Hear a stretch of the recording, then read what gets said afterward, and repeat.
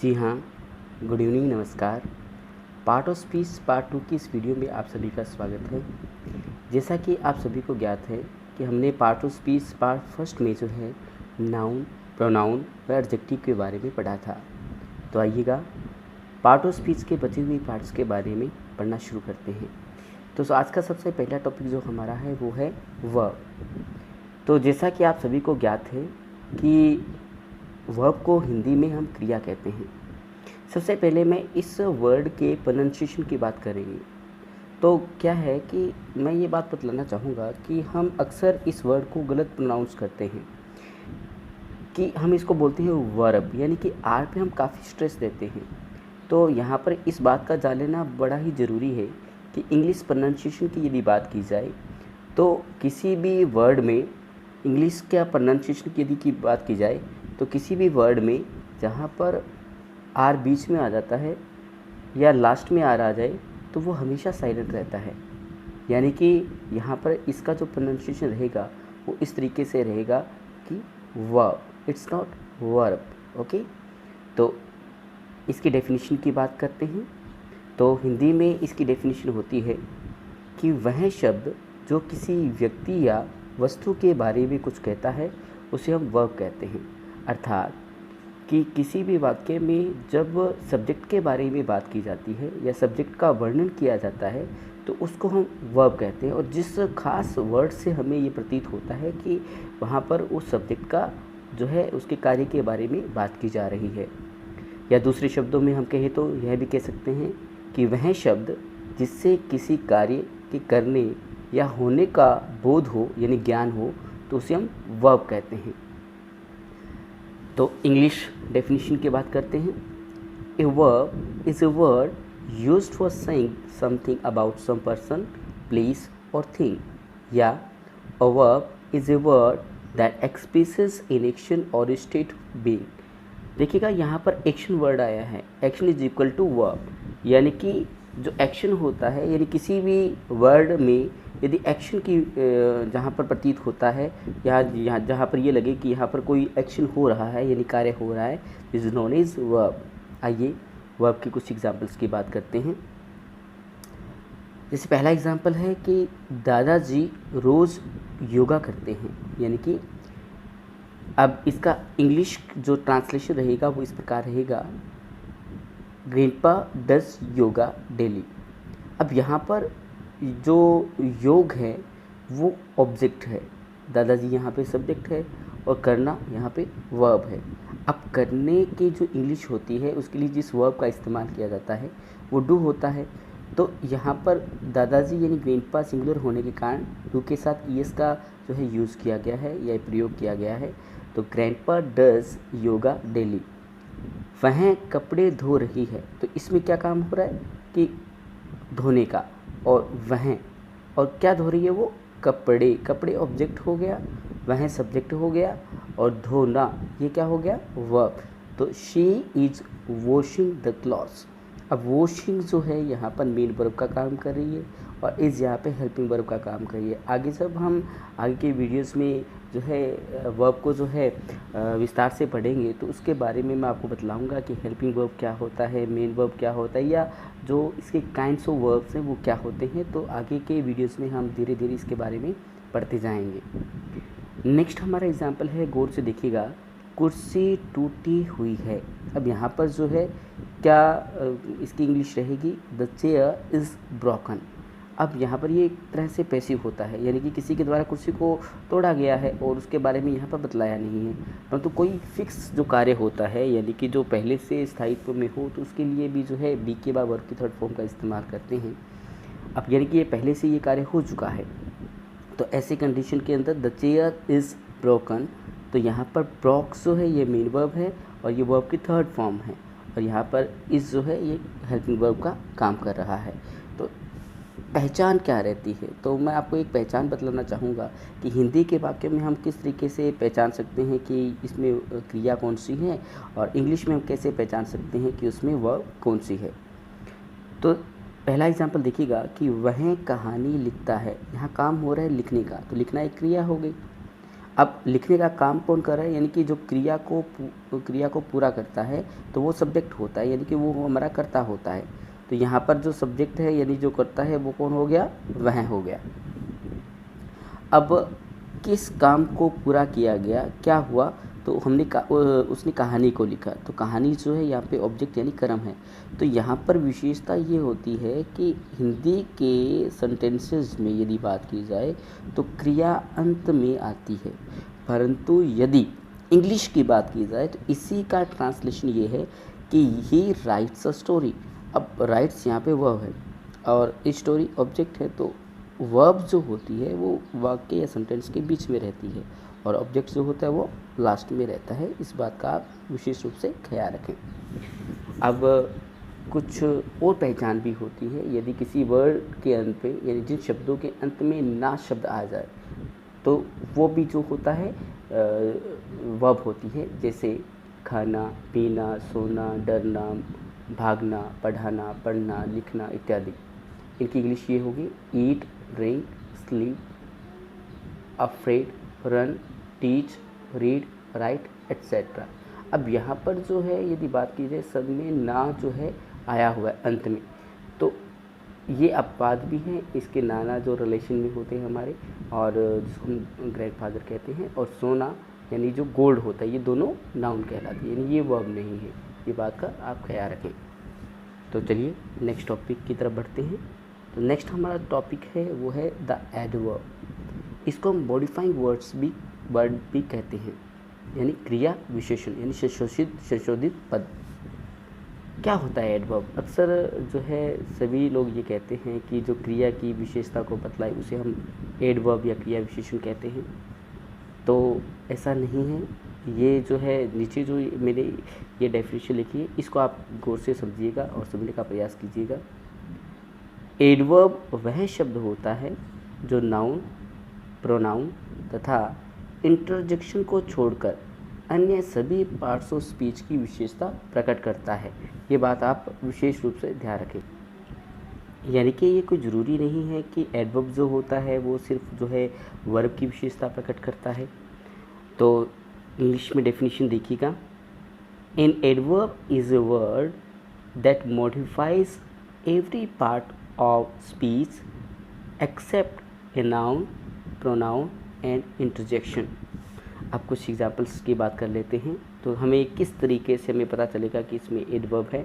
तो देखो, मैं जब पढ़ता था उस टाइम जो है हमें जो है पूजनीय गुरुजी ने हमें ये बतलाया था कि जो ज़्यादातर कंडीशन में यदि बात की जाए तो एक पहचान होती है एडवर्ब की, जो 90% जो एडवर्ब्स होते हैं उनके पीछे ly लगा होता है। जैसे कि यहाँ पे करेक्टली वर्ड में लगा हुआ है, क्वाइटली वर्ड में लगा हुआ है, तो 90% की मैंने बात की है। तो थोड़ा एक पहचान है इस तरीके से, जैसे डेली होता है, फ्रीक्वेंटली होता है, बहुत सारे ओकेजनली, बहुत सारे ऐसे वर्ड आपको मिल जाएंगे जिनमें जो है अंत में ly शब्द आता है। तो एक छोटी सी पहचान यहाँ पर मैंने बताने का प्रयास किया। तो सबसे पहला एग्जाम्पल है, गौर कीजिएगा कि पार्ट्स ऑफ स्पीच के साथ साथ बात करेंगे कि हम जो है किस तरीके से एडवर्ब को जो है पहचान सकते हैं। He speaks English correctly. अब यहाँ पर जो है वह करेक्टली इंग्लिश बोलता है, यानी सही तरीके से इंग्लिश बोलता है। अब यहाँ पर बोलने को हम स्पीक कहते हैं। तो यहाँ पर क्या है, जहाँ पर मैंने रेड लाइन से जिसको अंडरलाइन किया है वो आपका एडवर्ब है, और जहाँ पर मैंने ब्लैक लाइन से जो है जिसको अंडरलाइन किया गया है वो आपका पार्ट्स ऑफ स्पीच है। तो यहाँ स्पीक एक वर्ब है।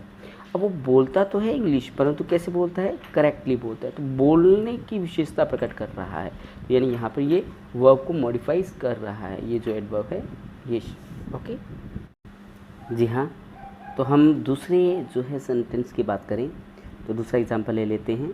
तो दूसरा एग्जाम्पल है संगीता इज़ वेरी सिंसियर, यानी संगीता बहुत ही सिंसियर है। अब यहाँ पर सिंसियर होना ये उसकी जो संगीता है उसकी विशेषता को प्रकट कर रहा है, यानी कि जो सिंसियर शब्द था पहले जो है यहाँ पर क्या है, ये एक एडजेक्टिव है। अब जो एडजेक्टिव की भी जो विशेषता बतलाएगा, जो आगे वाला जो पार्ट होता है, चाहे वो एडजेक्टिव हो फिर वो एडवर्ब का काम करता है। तो यहाँ पर जो वेरी शब्द है वो सिंसियर जो वर्ड है इसको क्या कर रहा है, मॉडिफाई कर रहा है। तो यानी कि यहाँ पर जो है वेरी शब्द एडवर्ब हो गया, तो ये किसको जो कर रहा है, सिंसियर को मॉडिफाई कर रहा है, और ये जो सिंसियर है ये एक एडजेक्टिव है। चलिए नेक्स्ट एग्जाम्पल की बात करते हैं। तो नेक्स्ट एग्जाम्पल है I went there quite quietly. अब यहाँ पर जो, अब क्या इसका हिंदी अनुवाद क्या है कि मैं वहाँ बिल्कुल चुपचाप गया। अब यहाँ पर जो चुपचाप तरीके से गया, तो क्वाइटली जो वर्ड है ये एक एडवर्ब है, देखो एल वाई लगा हुआ है पीछे। अब इसी को भी यदि मॉडिफाई कौन कर रहा है, क्वाइट वर्ड कर रहा है, यानी कि चुपचाप भी कैसे, बिल्कुल चुपचाप।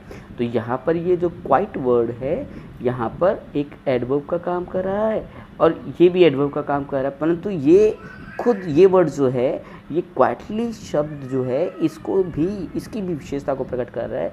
तो यहाँ पर ये एडवर्ब हो गया और ये मॉडिफाई कर रहा है, खुद एडवर्ब खुद को ही मॉडिफाई कर रहा है। नेक्स्ट एग्जाम्पल देखिएगा कोर्स से, an eagle flu just over her head, यानी कि एक जो बाज है वो उसके सर के ठीक ऊपर से उड़ा, यानी ठीक ऊपर से। अब देखो सर के ऊपर से, ओवर जो है यहाँ पर क्या है, एक प्रेपोजिशन है। और अब देखिएगा ऊपर से तो उड़ा, परंतु कितना ऊपर से, जस्ट यानी तनिक या थोड़ा सा, तो बिल्कुल थोड़ा सा जो ऊपर से वो उड़ा। तो ऐसी कंडीशन में यहाँ पर ये जो ओवर वर्ड है एक प्रेपोजिशन है। अब यहाँ पर ये प्रेपोजिशन की भी विशेषता को प्रकट कर रहा है। जस्ट जो वर्ड है ये यहाँ पर क्या हो गया, एडवर्ब हो गया, यानी कि यहाँ पर ये इस सेंटेंस के अंदर जस्ट जो है ओवर को मॉडिफाई कर रहा है और ये मॉडिफाइज प्रेपोजिशन हो गया। नेक्स्ट एग्जांपल देखिएगा, the train left just before we had reach the station. ऐसे एग्जाम्पल जो है काफ़ी 10वीं क्लास के अंदर जो काफ़ी जो है पूछे जाते हैं, विशेषकर जो है अपनी यदि फिल इन द ब्लैंक्स की यदि बात की जाए तो उनके अंदर तो बिफोर से पहले जो है अक्सर हम किस तरीके से वाक्य को हम बनाएंगे अभी देखना। अब ये बिफोर जो है यहाँ पर किसका काम कर रहा है, यहाँ पर एक ये जो है कंजक्शन का काम कर रहा है, यानी कि दो वाक्यों को आपस में कनेक्ट कर रहा है। तो यहाँ पर ये देखिएगा कि जैसे ही हम स्टेशन पे पहुँचे उससे ठीक कुछ देर पहले ट्रेन वहाँ से निकली थी, यानी कि स्टेशन से निकली थी। तो यहाँ पर बिफोर एक कंजक्शन है और कंजक्शन से ठीक पहले यानी कितनी देर पहले, जस्ट थोड़ा सा पहले। तो यानी कि ये कंजक्शन को यानी संयोजक को क्या कर रहा है, मॉडिफाई कर रहा है।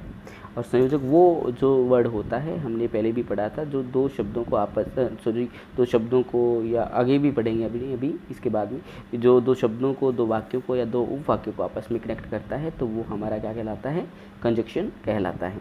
तो ये कंजक्शन का यहाँ पर ये विशेषता प्रकट कर रहा था जस्ट वर्ड, तो यहाँ पर ये मॉडिफाइज कंजक्शन हो गया।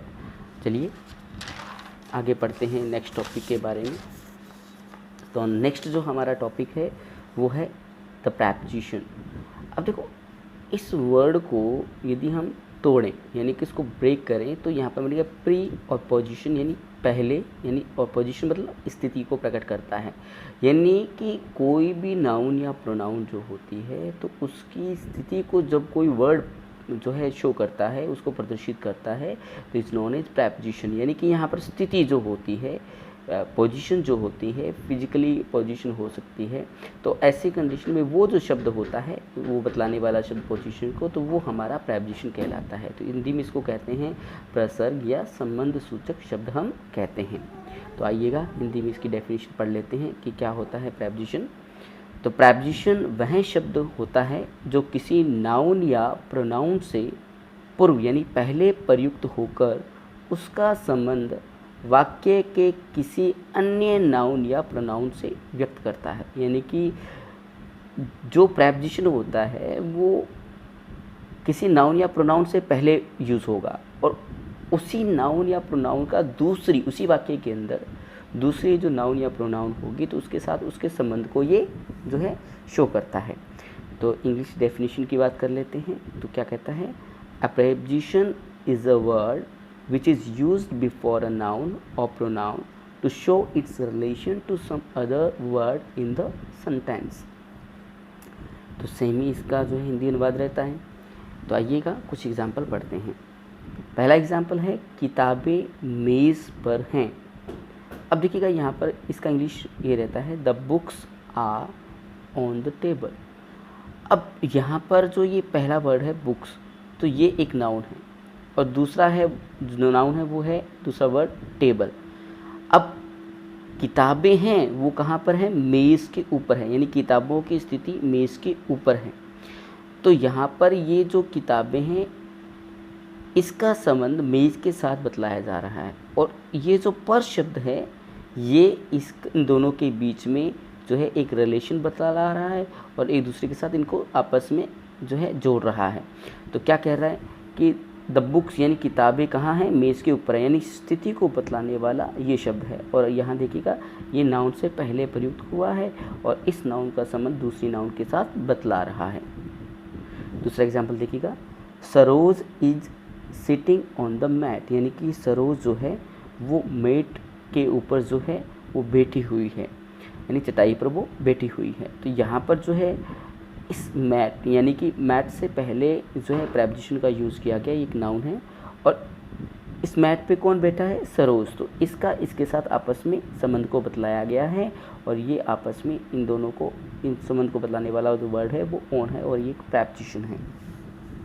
The birds are sitting in the tree, तो पक्षी पेड़ पर बैठे हुए हैं। तो फिर से ये ट्री एक नाउन है तो इसका संबंध पक्षी कहाँ बैठे हैं, पेड़ के ऊपर। परंतु देखो यहाँ कहने को हम ऊपर कहते हैं, परंतु यहाँ पर एक इंग्लिश ग्रामर का सबसे अच्छा नियम ये है, इन जो एक प्रेपोजिशन है यहाँ पे इस्तेमाल करते हैं, ना कि ओन का इस्तेमाल हम यहाँ पे करेंगे, क्योंकि जो पेड़ होता है वो एक एरिया होता है और एरिया के अंदर जो है वो बैठते हैं जो पक्षी होते हैं। यदि हम यूँ कहें कि पक्षी जो ब्रांच पर बैठे हैं किसी शाखा के ऊपर, तो हम यूँ कहेंगे the birds are sitting on the branch.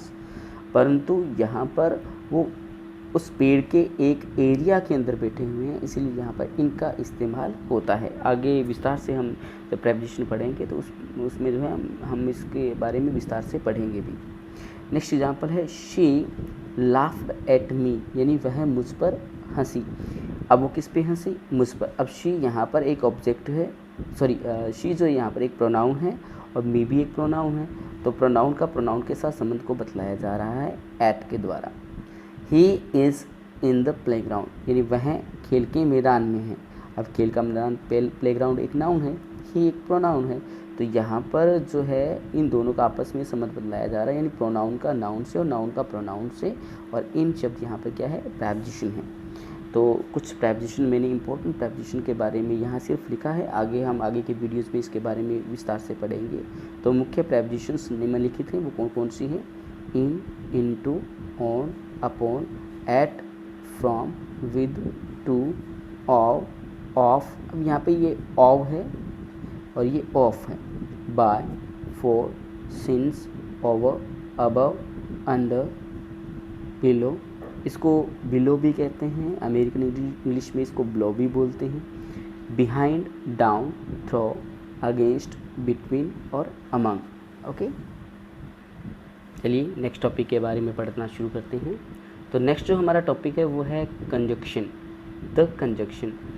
इसको हम हिंदी में कहते हैं संयोजक। संयोजक यानी कि जोड़ने वाला, इसको इसीलिए इंग्लिश में बोलते हैं कनेक्टिंग वर्ड, यानी जो कनेक्ट करता है, जो जोड़ने का काम करता है। और देखो जंक्शन शब्द को आपने पढ़ा होगा, जैसे हनुमानगढ़ टाउन है, हनुमानगढ़ जंक्शन है, सूरतगढ़ जंक्शन है, लालगढ़ जंक्शन है, जयपुर जंक्शन है। तो जंक्शन वर्ड किस लिए यूज़ करते हैं, जहाँ पर रेलगाड़ियों का जो है आपस में कनेक्टिविटी जहाँ होती है, तो इसलिए उस जो है स्थान को हम जंक्शन कहते हैं। तो इसी प्रकार से जंक्शन वर्ड जोड़ने का काम करता है। तो पढ़ते हैं इसकी डेफिनेशन, यानी इसकी परिभाषा क्या है। वह शब्द जो किन्हीं दो शब्दों, दो वाक्यों और दो उपवाक्यों या दो वाक्यों को जोड़ने में प्रयुक्त होता है, उसे हम कनेक्टिव भी कहते हैं, लिंकर भी कहते हैं या कंजक्शन भी कहते हैं। तो पहले हम जो है दो वर्ड्स की बात कर लेते हैं। यहाँ पर मैंने दो वर्ड्स लिए हैं, एक है माता और दूसरा है पिता। तो इसको हमने जोड़ा और शब्द से, माता और पिता। तो ये एक और क्या हो गया, एक संयोजक हो गया। तो इंग्लिश होगी मदर एंड फादर। अब एंड जो शब्द है इनके इसके द्वारा जो है इन दो शब्दों को आपस में जोड़ा गया। तो हमेशा याद रखिएगा कि एंड के द्वारा कभी भी दो वाक्यों को हम नहीं जोड़ते हैं। यहाँ पर सिर्फ और सिर्फ एंड शब्द का प्रयोग जो होता है वो दो शब्दों को यानी दो वर्ड्स को ही आपस में कनेक्ट करने के लिए किया जाता है, और बाकी जो कंजक्शन होते हैं उन सभी का यूज जो है हम क्लोजेज यानी कि उपवाक्य या हम जो है सेंटेंसेस को जोड़ने के लिए करते हैं। तो यहाँ मैंने दो जो है सेंटेंस लिए हैं, हालांकि जोड़ेंगे हम दो शब्दों को ही, ये बात हमेशा याद रखना। समीर एक विद्यार्थी है और दूसरा जो सेंटेंस दिया है वो है संजीव एक विद्यार्थी है। तो मैं इन दोनों सेंटेंस को एक ही सेंटेंस में जो है जोड़ना चाहूँ, क्योंकि इसके अंदर समीर और जो संजीव जो दो वर्ड्स हैं वो ही जो अलग हैं और जो वाक्य सेम है। देखिए एक विद्यार्थी है, तो अब देखो क्या हुआ, इसको एक ही सेंटेंस बनाना चाहिए तो इस प्रकार बना कि समीर और संजीव विद्यार्थी हैं। तो ये प्लूरल हो जाएगा, अब आगे वर्ब जो आएगी इसमें समीर एंड संजीव, ये दो वर्ड्स हो गए तो इनको आपस में हमने कनेक्ट किया एंड से। आर, क्योंकि ये दो हो गए अब सब्जेक्ट इसके, तो इसीलिए हमने क्या किया, आर यानी एक प्लूरल वर्ब का यूज़ किया, are students. Okay, Reena came, Reena I, but परंतु did not speak to me, परंतु उसने मुझसे बात नहीं किया, मुझसे वो बोली नहीं। तो ऐसी कंडीशन के अंदर जो बट जो शब्द है यहाँ पर एक कंजक्शन का काम कर रहा है, कनेक्टिव या लिंकर का काम कर रहा है। यानी कि इसने दो देखिएगा यहाँ पर इसने दो सेंटेंस को जोड़ा है, रीना केम यानी रीना आई, और दूसरा सेंटेंस ये था she did not speak to me. तो आपस में अब शी का द्वारा लगाना जरूरत नहीं है, क्योंकि रीना यहाँ पर जो है शी के लिए आई थी या शी जो है रीना के लिए आया हुआ है, तो इसलिए यहाँ पर हमें ज़रूरत नहीं है उसको दोबारा से लिखने की। इसलिए बट जो है एक विरोधाभासी जो शब्द है, तो इसका जो है कनेक्टिव के तौर पे इसका यूज़ किया गया है। आई नो मैं जानता हूँ, व्हेन यानी कब, द सन राइजेज यानी सूर्योदय कब होता है, तो ये मैं जानता हूँ। तो व्हेन यहाँ पर एक कनेक्टिव का काम कर रहा है इन दोनों आपस में सेंटेंसेस को यानी कि जोड़ने के लिए। और यहाँ पे यदि बात की जाए जो ये क्लोजेस जो होते हैं तो इन्हीं से एक सेंटेंस का निर्माण होता है, तो ये क्लोजेस के रूप में आपस में जुड़े हुए हैं। डू और डाई, करो या मरो, तो और जो यहाँ पर जो एक वर्ड है तो ये कनेक्टिव का काम कर रहा है। तो मुख्य जो संयोजक हैं वो निम्नलिखित हैं, कुछ मेन जो है हम कनेक्टिव्स के को यहाँ लिखेंगे, and, but, yet, as well as, no less than, either or, neither nor, or, still, however, therefore, when और व्हेनेवर। ओके, आइए नेक्स्ट टॉपिक को पढ़ते हैं। जी हाँ, तो हमारा नेक्स्ट पार्ट्स ऑफ स्पीच है वो है द इंटरजेक्शन यानी विस्मयादिबोधक वाक्य, विस्मयादिबोधक शब्द। An interjection is a word that expresses a strong emotion of joy, sorrow, excitement, wonder, surprise, pain, sadness, happiness and so on। यानी कि इंटरजेक्शन वह शब्द होता है जो एक प्रबल जो भावना है खुशी की, दुख की, एक्साइटमेंट की, और जो वंडर सरप्राइज आश्चर्य की, पेन यानी दर्द की, सैडनेस यानी कि दुखी होना, हैप्पीनेस यानी खुशी की। तो दुख और जो खुशी है और इनके अलावा भी बहुत सारी जो भावनाएं होती हैं उनको जो व्यक्त करने वाला जो वर्ड है उसको हम विस्मयादिबोधक शब्द या इंटरजेक्शन इंग्लिश में कहते हैं। तो जैसे ओ, वाह, हुर्रे, अल्लास, आउच, उप्स, अह, याहू एक्सेट्रा, ये सभी के सभी जो वर्ड हैं ये इंटरजेक्शन कहलाते हैं। इस वर्ड को हुर्रे भी कहते हैं, हुर्रा भी इसका प्रोनाउंसिएशन रहता है, इस बात का ध्यान रखिएगा। तो हिंदी में इसकी डेफिनेशन की बात करें तो इस तरीके से रहेगी कि मन की भावनाओं को व्यक्त करने के लिए इंटरजेक्शन का प्रयोग किया जाता है, और इसका जो संकेत होता है वो इस तरीके से रहता है, एक्सक्लेमेशन मार्क भी इसको बोलते हैं, यानी एक डंडा और उसके नीचे एक छोटी सी बिंदी हम लगाते हैं। ये शब्द हमारे हृदय के हर्ष, शोक, भय, आश्चर्य, निंदा, प्रशंसा आदि को बतलाते हैं। For example, alas, I am ruined, हाय मैं बर्बाद हो गया, अब जो लास्ट जो वर्ड है ये एक इंटरजेक्शन है, और प्राय हमेशा याद रखना इंटरजेक्शन जो वर्ड होता है वो हमेशा किसी भी सेंटेंस की शुरुआत में आता है और इसके बाद एक्सक्लेमेशन मार्क लगा होता है, और एक्सक्लेमेशन मार्क के बाद जो नया सेंटेंस शुरू होता है उस सेंटेंस का प्रथम जो अक्षर होता है वो बड़ा होता है। ये बात हमेशा याद रखें। Hurrah, I have got a book, वाह मुझे एक किताब मिली है, एक एक्सप्रेशन है यहाँ पर यानी खुशी का, तो यहाँ पर जो है इसलिए हमने हुर्रा का इस्तेमाल यहाँ पे किया है। इंटरजेक्शन शब्द वाक्य की शुरुआत में आते हैं, हमेशा याद रखें, और इनके बाद विस्मयादि बोधक चिन्ह का प्रयोग किया जाता है। इसके अतिरिक्त इंटरजेक्शन के बाद जो वाक्य आता है उसका प्रथम अक्षर बड़ा होता है, जैसा कि मैंने जो है आपको पहले ही इसमें बतला दिया है। तो अब देखिएगा निम्न प्रकार के जो इंटरजेक्शन का यूज़ जो है हम किसी भी जो सेंटेंस होता है उसमें हम करते हैं। तो क्या है, इंटरजेक्शन का प्रयोग निम्नलिखित भावों को प्रकट करने के लिए किया जाता है। तो सबसे पहले देखिएगा जॉय यानी प्रसन्नता की अभिव्यक्ति के लिए जो है हम निम्न प्रकार के जो है इंटरजेक्शन का यूज़ करते हैं। हुर्रा, हा, तो ये जॉय को जो है प्रकट करने वाले इंटरजेक्शन हैं, हुर्रा और हा। सोरो यानी कि दुख की अभिव्यक्ति को प्रकट करने वाले जो इंटरजेक्शन है वो है अल्लास और आह। सरप्राइज यानी आश्चर्य को व्यक्त करने वाले ओह, व्हाट और गुड हेवंस। कॉलिंग, जब हम किसी को बुलाते हैं यानी उसको संबोधन जब हम करते हैं तो इस प्रकार से आपने अक्सर ये देखा भी होगा, हेलो।